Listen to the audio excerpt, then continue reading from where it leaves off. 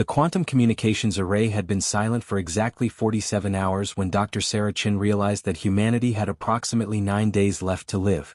She stood in the observation deck of the orbital station sanctuary, watching Earth rotate below with its swirling clouds and glittering cities, blissfully unaware that death was racing toward them at a significant fraction of light speed.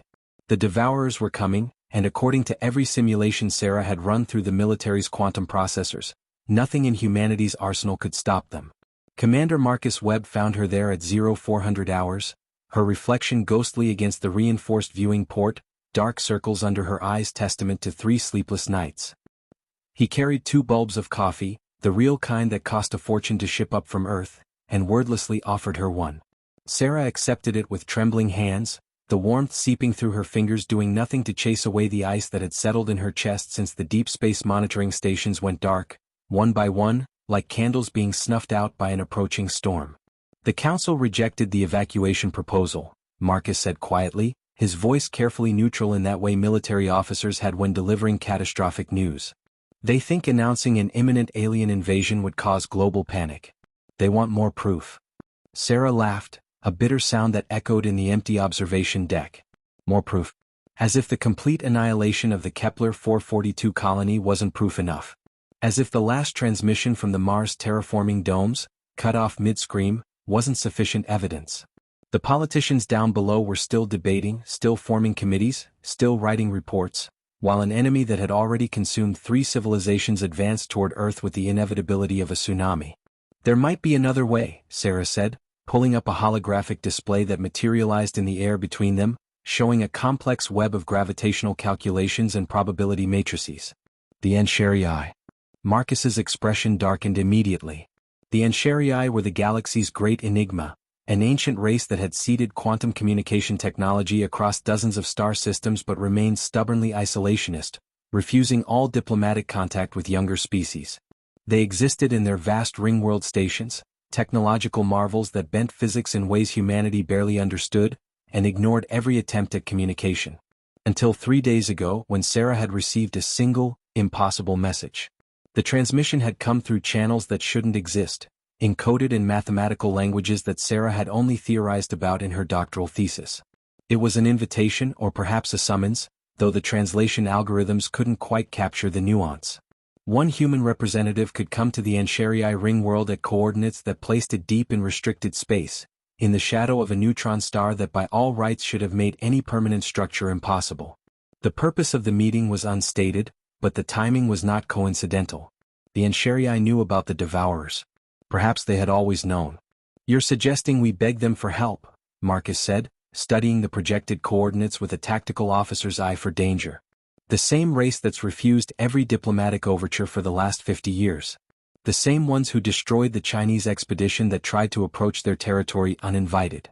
Sarah nodded, knowing how desperate it sounded, how much like grasping at straws when the house was already burning. But desperate was all they had left. They invited us this time. That has to mean something. Maybe they know something about the devourers.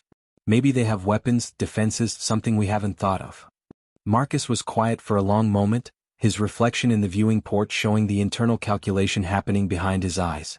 He was 42, old enough to remember when humanity's biggest concern was establishing stable wormhole technology, young enough to have spent his entire military career preparing for a first contact scenario that everyone had assumed would be diplomatic and carefully managed, not the cosmic horror show that the devourers represented. The council will never authorize it, he finally said. Not officially. Which means if you go without backup, without military support, without any guarantee that we can extract you if things go wrong. I know, Sarah said and meant it. She had already made her peace with the probability that this would be a one-way trip. Someone had to try and she was uniquely qualified in the worst possible way. She was the only human who had successfully decrypted HFY mathematical languages, the only xenolinguist who had dedicated her career to understanding a species that didn't want to be understood. If anyone could communicate with them, plead humanity's case, find some sliver of hope in the darkness, it would be her. And if she failed, well, she would die 9 days earlier than everyone else. There were worse fates. Then I'm coming with you, Marcus said in a tone that brooked no argument. You'll need a pilot, and the experimental skip drive on the Messenger can make the journey in 4 days. That gives us 5 days to convince ancient aliens to save a species they've shown zero interest in, and get back before the devourers arrive. Terrible odds, but I've beaten worse. He hadn't, they both knew he hadn't, but Sarah felt something unnot slightly in her chest at not having to face this alone.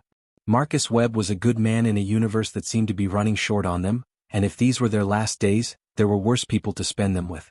They departed 6 hours later, launching from Sanctuary in a ship that was barely more than an experimental engine strapped to a crew compartment, the kind of prototype that the military built when they were more interested in pushing boundaries than ensuring survivability. The messenger could punch through space-time in ways that made traditional faster-than-light travel look like horse-drawn carriages, but the ride was rough, and the margin for error was measured in decimal points. Sarah strapped into the co-pilot's seat and watched Marcus run through pre-flight checks with the practiced efficiency of someone who had launched into the black 1,000 times, and she tried not to think about the fact that they hadn't told anyone where they were going or why. The skip drive engaged with a sensation like being turned inside out and compressed through a pinhole simultaneously, and the stars twisted into impossible geometries outside the viewports.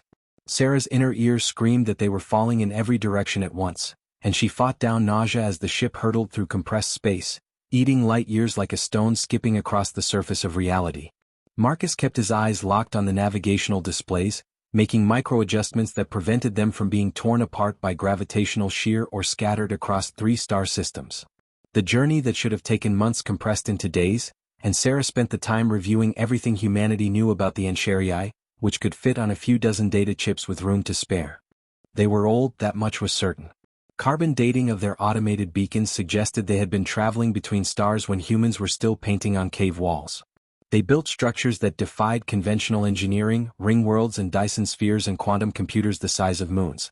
They had never been observed to reproduce, or eat, or engage in anything that resembled cultural activities. They simply existed, maintaining their vast stations, broadcasting mathematical treatises into the void, and ignoring everyone else.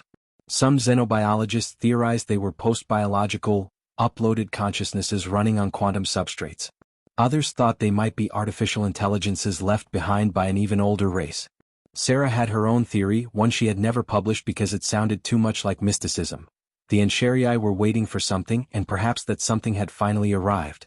On the 3rd day of travel, as they decelerated toward the coordinates the HFY had provided, Marcus asked the question that had been hanging between them since they left Earth. "What do you think they want?" Sarah looked up from her linguistic analysis programs, meeting his eyes across the cramped cabin.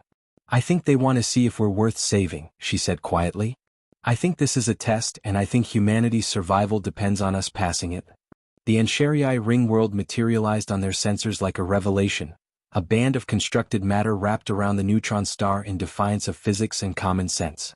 It was massive beyond human scale, a ribbon of metal and energy that could have housed quadrillions of beings, powered by stellar energy harvested directly from the heart of a collapsed star. The exterior was mirror-smooth, reflecting the warped light of the neutron star in cascading rainbow patterns that hurt to look at directly. There were no obvious docking bays, no communication beacons, no weapon systems that their scanners could detect. Just perfect, immaculate silence. "Well," Marcus said, his hands steady on the controls despite the slight tremor in his voice, "we've come this far. Sending approach request on all frequencies." The response came not through their communication systems but directly into their minds, a sensation like someone writing on the surface of their thoughts with fingers made of mathematics. The language was not English or Mandarin or any human tongue, but somehow Sarah understood it perfectly, the meaning bypassing linguistics entirely and arriving as pure concept. They were permitted to approach. A single opening appeared in the ringworld surface, a circular portal dilating like an iris, revealing a tunnel that glowed with soft bioluminescent light. Marcus guided the messenger through with a pilot's delicate touch, and the portal sealed behind them with the finality of a door closing on the universe they knew. They descended through the tunnel into an interior space that was impossibly vast, a hollow world where the laws of physics seemed more like polite suggestions. There was gravity despite there being no visible generators. There was atmosphere, breathable and pleasant, though they were inside a construct orbiting a neutron star.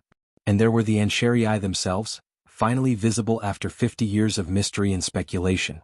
They were beautiful and terrible in equal measure, beings of crystalline structure and flowing energy that shifted between states of matter as though solidity was a choice rather than a condition. They stood, if standing was the right word, In a vast amphitheater that seemed to have grown from the ringworld's interior surface like a garden of geometry, dozens of them arrayed in a semicircle around a central platform where a spotlight of gathered starlight indicated Sarah and Marcus should land. The messenger's landing gear touched down on a surface that felt like glass but gave slightly under weight, perfectly calibrated to cushion their arrival. Sarah's hands shook as she released her harness, and Marcus placed a steadying hand on her shoulder. "You've got this," he said with a confidence she didn't feel but appreciated nonetheless. They had discussed protocol during the journey, deciding that honesty was their best approach since any species this advanced could probably detect lies with the same ease humans detected light. Sarah would speak, Marcus would provide tactical assessment if needed, and they would both try very hard not to think about the 9 days, now 5, that humanity had left.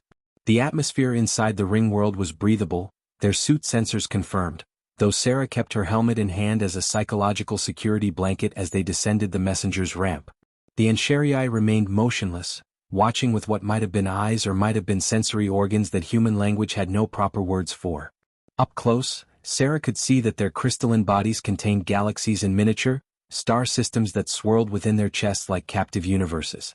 They were living proof that evolution could take paths humanity had never imagined, and standing before them, Sarah felt the weight of her species' youth and ignorance like a physical pressure. One of the Encherii moved forward, and Sarah recognized the mathematical signature from the original transmission. This one was older than the others, if age could be measured in beings that might have been immortal, carrying themselves with an authority that transcended language. When they communicated, it was again directly into Sarah's mind, and she felt Marcus stiffen beside her as he received the same transmission. The Encherii introduced themselves as Keeper of Probabilities, and their first question was not what Sarah had expected. "Why should your species continue to exist?" The words echoed in Sarah's consciousness with the weight of absolute judgment, and she understood suddenly that this was indeed a test, but not of humanity's technology or military might or diplomatic skills. This was an existential examination, a question that cut to the core of whether human civilization had value in a universe where countless species had risen and fallen like waves on an infinite shore. Sarah took a breath, aware that her next words might determine whether humanity received help or was left to face extinction alone. "I can't give you an objective reason," she said, speaking aloud even though she suspected the Encherii could read her thoughts directly. "I can't prove that humanity is more deserving of survival than any other species. We're young, we're chaotic, we make terrible mistakes and learn from them too slowly. We war among ourselves and damage our own planets and are probably insignificant on the cosmic scale you operate on." She paused, gathering her courage. "But we love. We create. We look at the stars and dream of touching them. We write poetry about things we don't understand and make music that serves no survival purpose except that it makes us feel less alone in the dark. We're terrified and brave and stupid and brilliant, often all at the same time. Maybe that's not enough. Maybe the universe won't miss us when we're gone. But we will fight to survive because every species has the right to continue their story, and ours isn't finished yet." The silence that followed felt like it lasted for years, though Sarah's chronometer showed only seconds passing. The Encherii conferred among themselves in ways that manifested as ripples of color across their crystalline forms, a visual language of pure mathematics that Sarah's mind tried and failed to parse.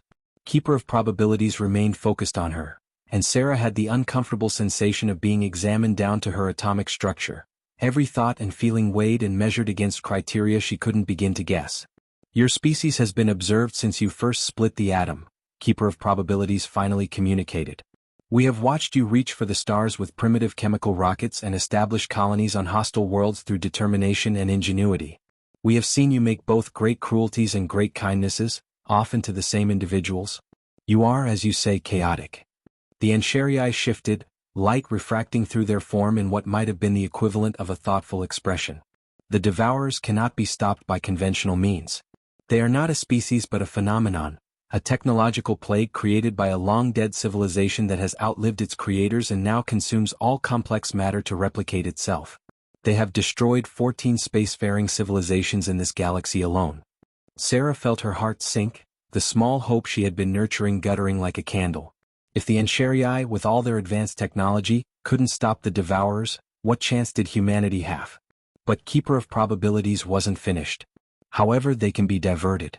Their swarm intelligence follows logical patterns, seeking the path of least resistance to the greatest concentration of consumable matter. If a sufficient gravitational anomaly were created in their path, they would recalculate and pursue a different trajectory. Your species would have time. Perhaps centuries.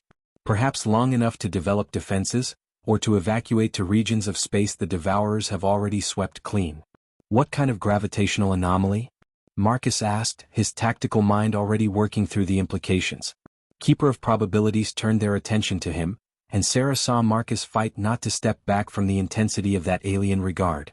A controlled stellar collapse. Your star, destabilized at precisely calculated points, would create a gravity well that would draw the devourers away from your planet. The event would need to be carefully managed to avoid destroying your world in the process, but it is theoretically possible. You're talking about weaponizing our sun, Sarah said, horror and fascination warring in her voice. The precision required would be, she trailed off, running calculations in her head, numbers that didn't make sense until she considered the technological capabilities on display around her. You can do this. You have the technology. Keeper of Probabilities pulsed with colors Sarah was beginning to recognize as affirmation. We do. But we will not do it for you. The amphitheater fell silent again, and Sarah felt the last pieces of the puzzle clicking into place. This was the test. Not whether humanity deserved to be saved, but whether they were willing to save themselves, to take responsibility for their own survival even when the tools and knowledge came from others. You'll teach us, she said slowly. Give us the technology, the calculations, the methodology. But we have to be the ones to implement it. Correct, Keeper of Probabilities communicated. We have watched many species face extinction. Some beg for salvation and are found wanting. Others fight but lack the wisdom to wield the tools they are given and destroy themselves.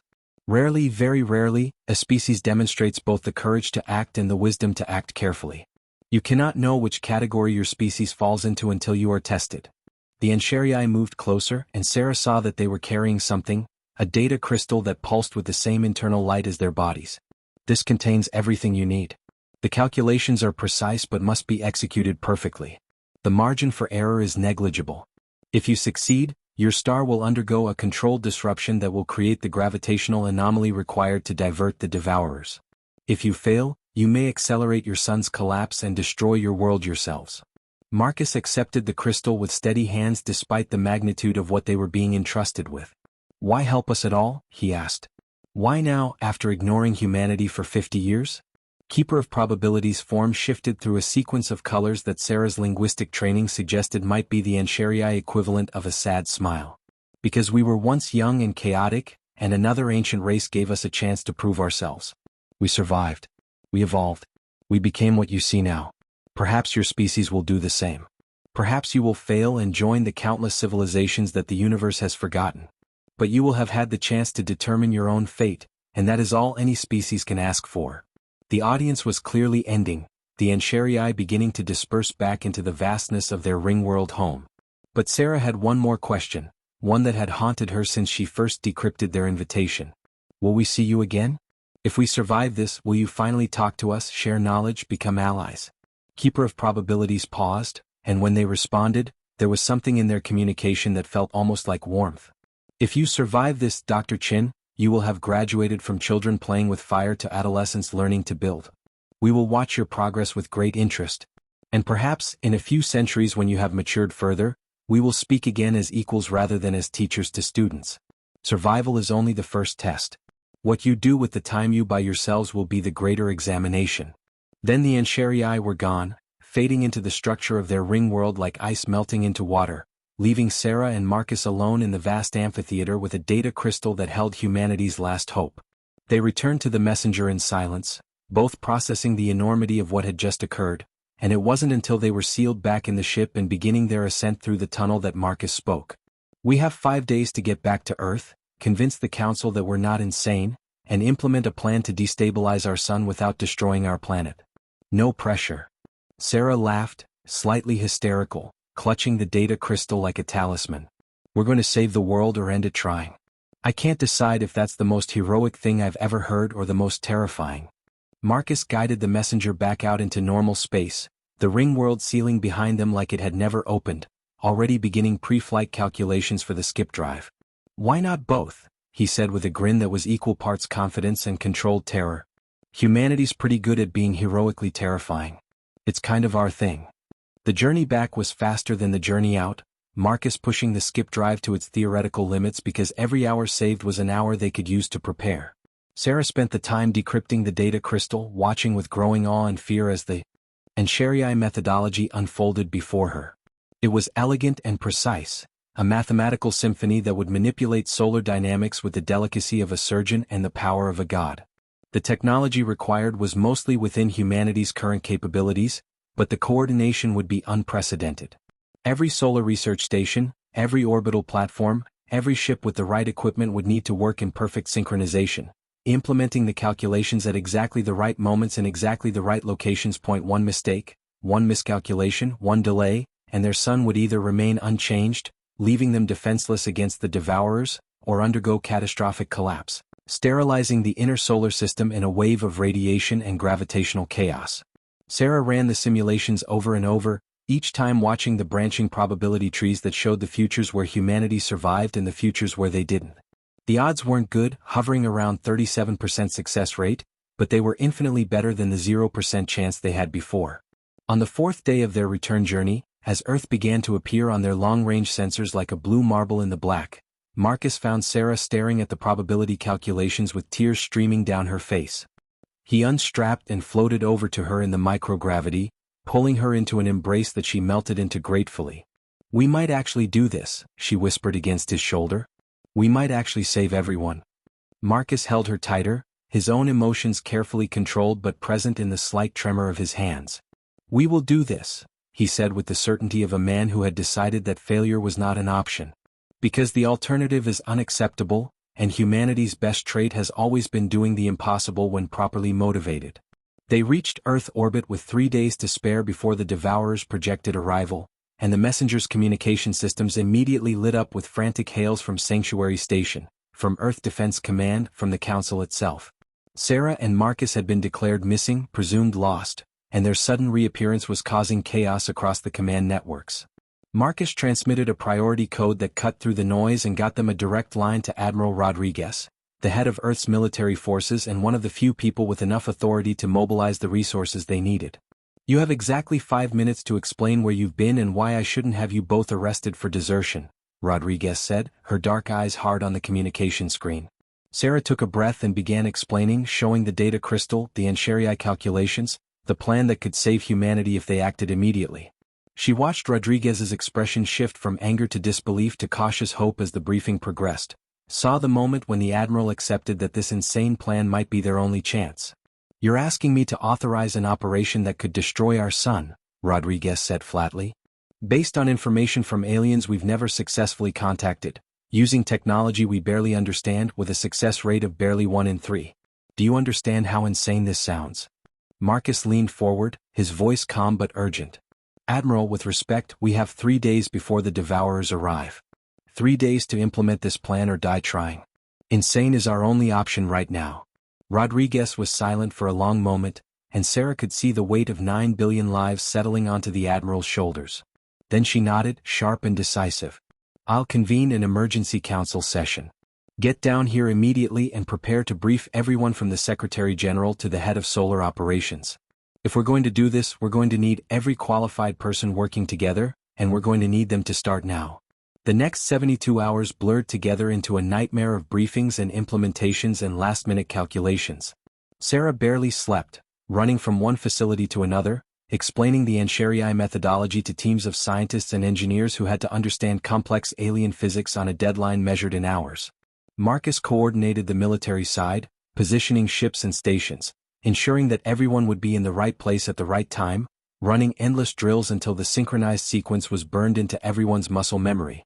There was resistance, of course.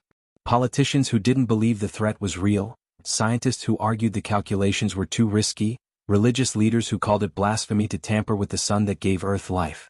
But as the deep space sensors confirmed the Devourer's approach, as the first visual feeds showed the swarm consuming asteroids and small planetoids in their path, reducing them to component atoms to fuel their endless replication, the opposition crumbled. Humanity faced its extinction with eyes open and chose to fight. The operation began at 0600 hours on the 3rd day, with Sarah aboard the Solar Research Station Helios and Marcus commanding the military coordination from the battleship Indomitable. Across human space, hundreds of vessels and platforms moved into position, each one carrying a piece of the puzzle, each crew member knowing that their precision could mean the difference between salvation and annihilation. Sarah watched the countdown on her display, her hands steady on the controls that would trigger the first phase of stellar destabilization, and thought about the Keeper of Probabilities watching from their distant ring world, witnessing whether humanity would pass or fail this ultimate test. The countdown hit 0, and Sarah engaged the gravitational pulse generators. Across the network, hundreds of other operators did the same, each one firing at precisely calculated intervals, sending waves of gravitational energy into the sun's core. The star shuddered, its surface roiling with unprecedented magnetic storms, and for a terrible moment Sarah thought they had miscalculated, that the collapse would cascade out of control. But the Ancharii mathematics held true, and the sun's disruption followed the predicted pattern, creating exactly the gravitational anomaly they needed. On the long-range sensors, the Devourer's trajectory began to shift, their swarm intelligence recalculating, turning away from Earth toward the gravitational well that had suddenly appeared in their path. Humanity held its collective breath as the deviation increased, the Devourers committing to their new course, and then they were past, sweeping through the solar system's outer edges like a plague wind that missed by mere astronomical units. Alarms that had been screaming warnings fell silent. Probability calculations that had shown extinction shifted to survival. Humanity had won. The celebration that erupted across Earth and its colonies was unlike anything in recorded history, millions of people who had been facing certain death suddenly given a future, however uncertain. Sarah collapsed in her station chair, overwhelmed with relief and exhaustion, and heard Marcus's voice on the communication channel, rough with emotion. "We did it. Sarah, we actually did it." She laughed and cried simultaneously, and around her, the Helios crew was embracing and shouting and someone was singing an old song about the sun rising tomorrow. But even in the midst of celebration, Sarah's scientific mind was already moving forward, thinking about the Keeper of Probabilities' final words. Survival was only the first test. Humanity had bought itself time, perhaps centuries, but the Devourers were still out there, and there would be other threats, other challenges.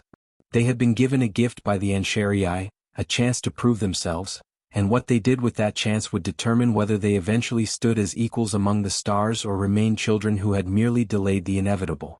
A week later, after the chaos had settled and the celebrations had given way to rebuilding and planning, Sarah stood again in the observation deck of Sanctuary, watching Earth rotate below. Marcus found her there as he had before, but this time when he handed her coffee, she was smiling. "I've been analyzing the Ancharii data crystal," she said. "There's more in there than just the stellar destabilization calculations. There are hints, fragments of other technologies, knowledge that humanity isn't ready for yet but that we can grow into. They left us a curriculum." Marcus joined her at the viewing port, and their hands found each other, fingers intertwining in a gesture that had become natural over the course of their desperate mission. Somewhere during the journey to the ring world and back, during the shared terror and triumph, they had become something more than colleagues. Sarah wasn't sure what to call it yet, but she knew that whatever humanity's future held, she wanted to face it with this man beside her.